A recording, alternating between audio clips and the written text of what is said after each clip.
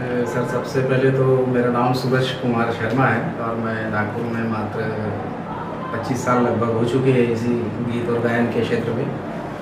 और ये संस्था के बारे में इसके पहले भी काफ़ी कंप्लेंट्स हम लोगों को मिलती रही है, लेकिन कोई सामने नहीं आया। बेशक है कि लोगों के साथ ऐसा हुआ है, लेकिन कोई सामने ना आने की वजह से ये बार बार चीज़ रिपीट होती गई और यहाँ तक पहुँच गई। और जो तायडे जी के साथ हुआ है, उनके साथ काफ़ी गलत हुआ है, जो इतने पैसों का हेरफेर हुआ है और ट्रांजैक्शन की राशियाँ उनके पास अगर मौजूद है तो उन्होंने जो प्रोड्यूस किया है तो वो सच्चाई है, क्योंकि उनके पास हर चीज़ का प्रूफ है। और मेरी एक ही आप सबसे रिक्वेस्ट है कि जो पर्टिकुलर मनीष पाटिल नाम के जो व्यक्ति है वो बारंबार इन चीज़ों को अंजाम दे रहे हैं और कई लोग उसमें भावी कलाकार बोले तो कैसा एक प्यार के लिए भूखा रहता है और मान सम्मान के लिए भूखा रहता है। तो कलाकारों के साथ इस प्रकार की हरकतें नहीं होनी चाहिए, कलाकारों का शोषण नहीं होना चाहिए। और कई प्रकार से वो जैसे कहते हैं कैंसर के लिए हम कर रहे हैं या नेत्रदान अवयवदान ये सब चीज़ें, तो मैंने शायद ऐसा महसूस नहीं किया कि इस संस्था ने पर्टिकुलर वो खुद को कहते हैं कि भाई बैंक मैनेजर भी हैं। तो अगर मैनेजर ही बैंक का अगर इतना बड़ा घोटाला कर सकता है तो लोगों को इन्फॉर्म करने के पहले तो मैं चाहता हूँ उस बैंक को इन्फॉर्म किया जाए कि आपके कोई एम्प्लॉय इस कदर यानी इस चीज़ों में फंसे हैं। और अमरावती शहर में एक अभी प्रेस कॉन्फ्रेंस लिए थे मनीष पाटिल ने, उसके बावजूद कुछ स्थानिक अमरावती शहर में पत्रकारों ने उनको कुछ प्रश्न किया था कि भाई आपकी जो संस्था है मनीष फाउंडेशन वो रजिस्ट्रेशन है क्या। उसके बाद में धामन गांव में एक कार्यक्रम होने वाला था, उसके बारे में भी बताया गया उनको कि कार्यक्रम पहले नियोजन पूर्ण हो गया था कि जो कार्यक्रम ले रहे हैं और उनका कुछ तालमेल नहीं था करके कार्यक्रम आगे गया।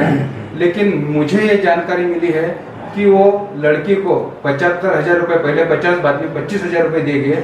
उसके बाद में मैंने भी खुद ने क्वेश्चन पूछा कि मनीष फाउंडेशन में रजिस्ट्रेशन है क्या, उन्होंने कुछ नहीं बोला। उसके बाद में उन्होंने बोला कि कैंसर ग्रस्त जो पेशेंट रहते हैं उनको हम सपोर्ट करते हैं। और उसके बारे में भी मैंने एक क्वेश्चन किया था कि मुझे एक चेक आप बताइए, मनीष पाटिल जी को मैंने क्वेश्चन किया था, एक चेक जो कैंसर ग्रस्त नागपुर के हॉस्पिटल में या कोई मरीजों को दिया गया है, लेकिन उनका कुछ भी रिप्लाई उस पर आने, क्या कहेंगे उस पर आप? सर देखिए, पहली बात तो एक अपने समाज में एक बहुत बड़ी बीमारी कैंसर, आप जैसा कि जानते हैं आजकल बहुत ज़्यादा फैल रही है।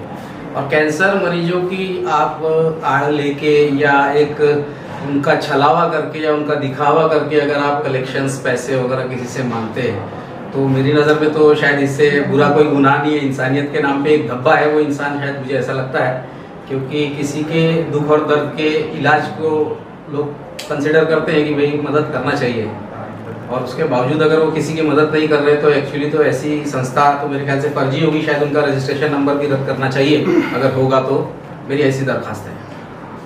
जो हमने सर्टिफिकेट दिया था वर्ल्ड रिकॉर्ड का, उसके ऊपर भी रजिस्ट्रेशन नंबर नहीं दिखाई दिया था।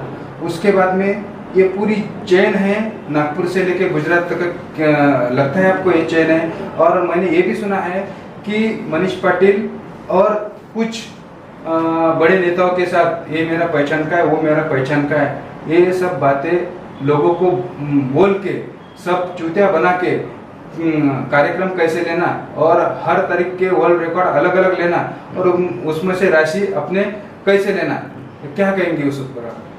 सर ये प्रक्रिया तो बेसिकली देखा जाए तो 2012 में या 10 में लगभग एक 815 घंटे का भी यहाँ रिकॉर्ड हुआ हमारे नागपुर में, जिसमें मैं खुद सहभागी था।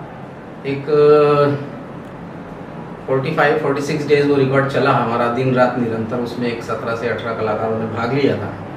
उसमें एक संकल्पना थी कि डॉक्टर बाबा साहेब अम्बेडकर के 606 फुट के पुतले के निर्माण हेतु जन जागृति के लिए ये वर्ल्ड रिकॉर्ड यहाँ रखा गया है। वो Guinness book of world record attempt था और हम लोग Guinness book of world record के नाम से ही सब गए कि भाई मेहनत करेंगे, देश का नाम रोशन होगा, बाबा साहेब का नाम रोशन होगा, इतना बड़ा पुतला हमारे शहर में बनेगा, हमारे विदर्भ का, हमारे नागपुर का, हमारे महाराष्ट्र का नाम पूरे वर्ल्ड में जाएगा, क्योंकि इतना बड़ा पुतला भी है नहीं।